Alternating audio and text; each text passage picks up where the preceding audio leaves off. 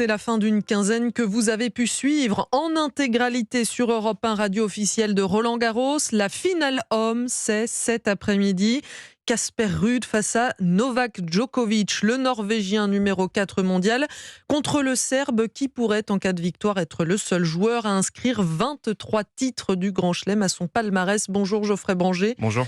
Alors pour ce match potentiellement historique, la qualité de la terre battue doit plus que jamais être irréprochable. Oui, et pour tout vous dire, Philippe Vaillant, le responsable des cours de Roland-Garros, est déjà à l'œuvre avec ses équipes depuis 6h30 ce matin pour rendre la terre battue impeccable avant la finale de cet après-midi. Chaque matin, les équipes sont en charge de remettre cette surface en pleine activité, donc elle doit être parfaite dès les premiers coups de raquette. On essaye d'avoir le même cours pour la finale que celui qu'on a eu pour les demi, les quarts, les premiers tours, quoi qu'il arrive. On essaye de garder une homogénéité sur toute la longueur du tournoi.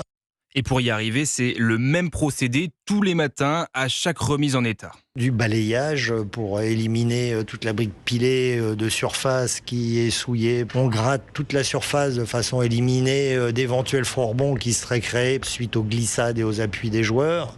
Ensuite, on épand à nouveau une couche d'une nouvelle brique pilée et puis de l'arrosage. Voilà, tous les matins, c'est le même rituel. Et pour Philippe Vaillant, c'est un honneur de voir tous ces grands champions sur sa terre battue. C'est une fierté que de voir ces joueurs pouvoir exprimer leur art de cette manière-là sur les cours. C'est tout à fait exaltant que de les voir sur notre terre pouvoir réaliser ces exploits. Le cours est maintenant quasiment prêt à accueillir les finalistes. Il ne reste plus qu'à savoir si la pluie sera de la partie. Réponse dans quelques heures. Réponse avec Marlène tout à l'heure.